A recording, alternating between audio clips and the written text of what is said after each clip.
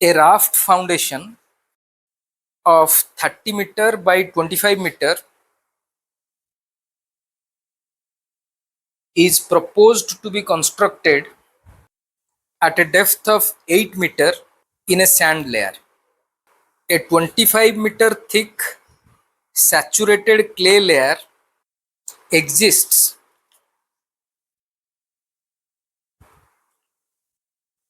2 meter below the base of the raft foundation. Below the clay layer,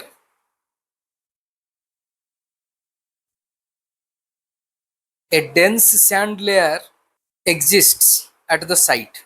A 25 millimeter thick undisturbed sample was collected from the mid-depth of the clay layer and tested in a laboratory odometer under double drainage condition. It was found that the soil sample undergoes 50% consolidation settlement in 10 minutes. The time bracket में लिखो in days required for 25% consolidation settlement of the raft foundation will be dash.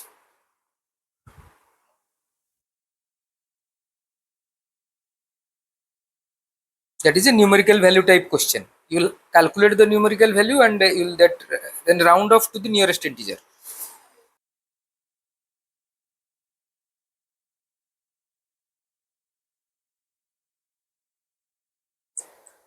Question पढ़िबार trick गोटे देख question पढ़िबार trick प्रथमे पढ़ी पढ़ी पढ़ी पढ़ी जो फास्ट रीडिंग रे आसीबो देयर इज दीटा रीडिंग नबो क्वेश्चन नो फास्ट रीडिंग रे there is no need to go in depth to the question just scan करी करी चलो व्हाट इज गिवन करिकी बॉटम रे पहुंचो व्हाट इज आस्क्ड डायग्राम देखिलो खाली प्रथम रे स्कैनिंग करी करी गलो फाइनल रे देखिलो तुम लोगों ने देखा कि एंड में क्या पूछा हुआ है what is asked now go to the second reading क्या पूछा हुआ है देख लिए सेकंड रीडिंग में जाओ कि क्या क्या डेटा दिया गया है जो इरिलेवेंट चीजें हैं उसको नेग्लेक्ट करते जाओ बहुत सी चीजें हमने देखा है क्वेश्चन में बहुत सी चीजें इरिलेवेंट देगा जो क्वेश्चन के लिए जरूरी नहीं है लिखा हुआ है data data means what are the parameters you need what are the parameters according to the equation you need वो कहाँ पे दिया हुआ है मार्कआउट करो क्या चाहिए निकालो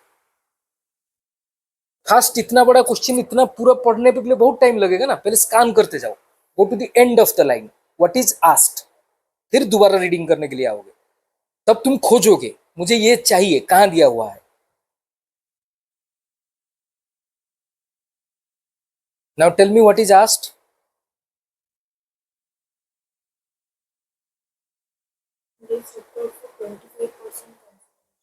यस इस पूरा लेयर का 25% कंसोलिडेशन के लिए टाइम कितना चाहिए ये दिया हुआ है टाइम आता है तो मतलब क्या सोचोगे टाइम फैक्टर यस ये देखो टाइम फैक्टर का जरूरत पड़ेगा ही पड़ेगा TV is equals to CV into इससे ज्यादा कुछ है नहीं राइट तुमको 25% सेटलमेंट के लिए टीवी डायरेक्ट ही मिल जाएगा 5/4 यू स्क्वायर टीवी पता है तुमको निकालना है ये टाइम कितना चाहिए H is given only you need CV अब पढ़ो क्वेश्चन सीवी निकालने के लिए क्या दिया हुआ है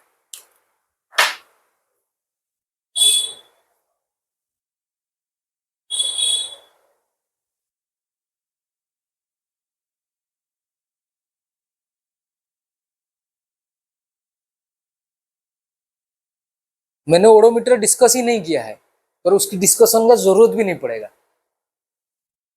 क्योंकि उसके लिए कोई अलग इक्वेशन नहीं लगता है सेम इक्वेशन सेम डन बस सीवी निकाल लो खत्म that's all there is to this question क्योंकि वो मिड डेप्थ लेयर से ही सैंपल लिया है दैट मीन्स सीवी दोनों केस में सेम रहेगा ना उसी वो मिड डेप्थ लेयर क्यों लिया है because at the mid depth layer we are doing everything वहीं पे निकालते हैं हम इफेक्टिव स्ट्रेस कितना है वहीं पे इंक्रीज इन इफेक्टिव स्ट्रेस निकाल रहे हैं वो मिड डेप्थ लेयर में एक सैंपल ले लिया सैंपल लेके उसको ओडोमीटर में डाल दिया उसका फिर क्या दिया है 50% consolidation was completed in 10 minutes, तो तुमको सीवी ऐसे ही दे रहा है वो, मतलब उसका टीवी कितना रहेगा, सेम नहीं रहेगा, टीवी अलग हो जाएगा, बिकॉज फॉर 50% सेटलमेंट तुमको टीवी निकालना होगा। पर टीवी का क्या है, वो तो it only depends on the degree of consolidation. अब जब 50% कंसोलिडेशन के लिए टीवी π/4u² से निकलेगा, so TV is known to you, उसका टाइम भी दिया हुआ है, एच कितना होगा उसका 25 mm, तो तुमको सीवी दे रहा है। पर एक चीज यहाँ पे है, और कुछ है नहीं, डन। देखो कितना लंबा क्वेश्चन है, दो ही चीजें, टाइम आ रहा है मतलब टीवी लगेगा, टीवी को यूज करने के लिए तीनों पैरामीटर तुमको दिया है कि नहीं दिया है वो देखना है।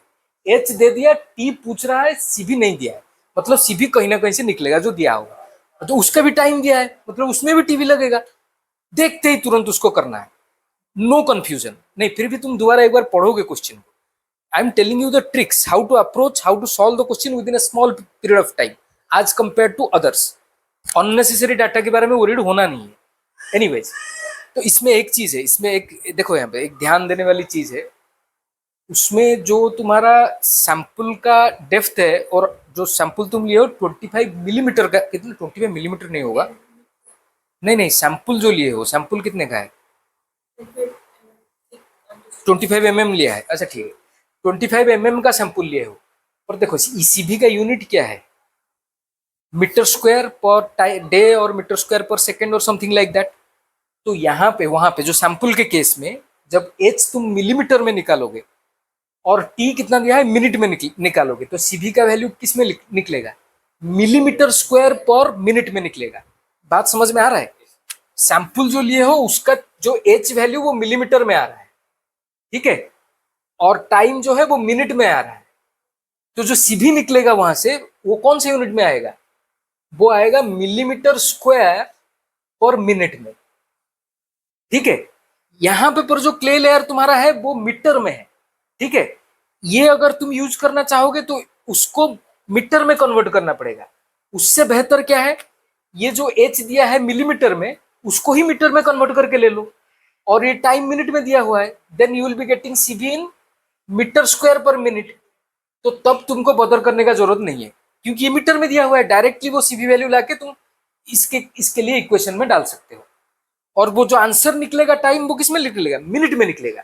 This is a very important part regarding CV, please always remember that. अगर एक जगह से सीवी निकाल के दूसरे जगह में डाल रहे हो तो वहां पे जो एच का यूनिट है वो देख लेना है, और टी का जो यूनिट है वो देख लेना है, अकॉर्डिंगली सीवी का यूनिट आएगा। मिलीमीटर सैंपल का यूनिट है तो आ जाएगा, अगर कुछ चेंज नहीं करोगे तो मिलीमीटर स्क्वायर पर मिनट में आ जाएगा।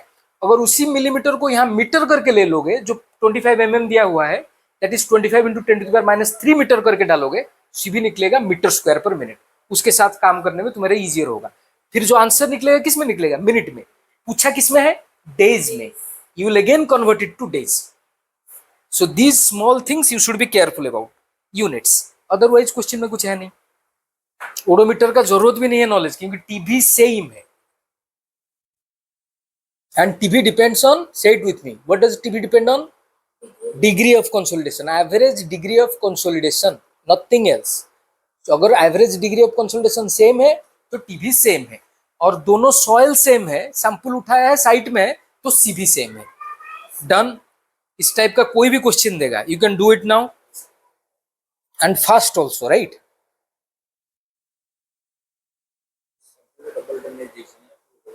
हाँ न, हाँ यस जस्ट, हाँ yes yes very good, it is double drainage. उसमें भी लिखा है जो sample was tested on double drainage, ये कौन सा केस है, ये भी डबल ड्रेनेज ही है, नीचे सैंड है ऊपर में सैंड है, सैंपल भी डबल ड्रेनेज में था, इसको ध्यान ध्यान में रखना पड़ेगा, डबल ड्रेनेज है या सिंगल ड्रेनेज है, एच निकालोगे अकॉर्डिंगली।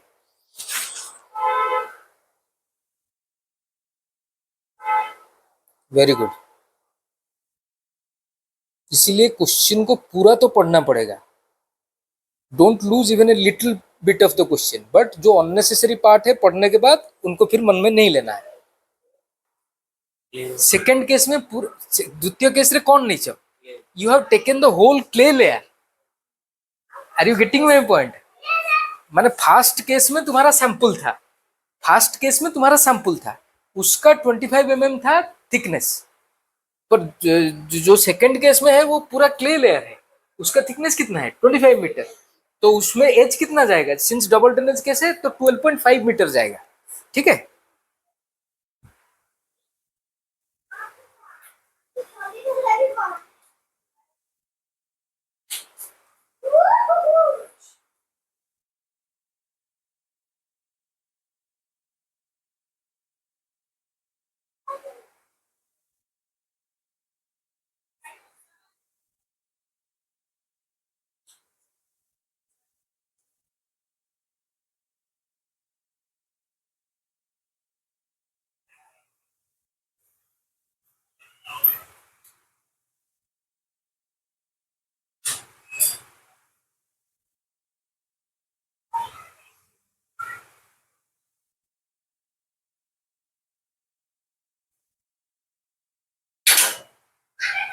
ठीक है, 0.025/2 square, this is what you have done. तो इसमें से सीबी कितना निकला है, how much is the CB, 3.0625 10⁻⁻6 metre square per minute, right. जब इसको यूज करोगे एट साइट तो उसमें क्या होगा, टीबी हो जाएगा 25% के लिए, और वो हो जाएगा CB into T by H square. So your this will become 5/4 into 0.25 square. CB का ये जो वैल्यू है 3.0625 into 10⁻⁻6 into T you have to find, and h is 12.5 meter. Done. So what is t? Then you take the value. If you have checked it, then 1.1739 days. That is the answer. From here you will find the t value.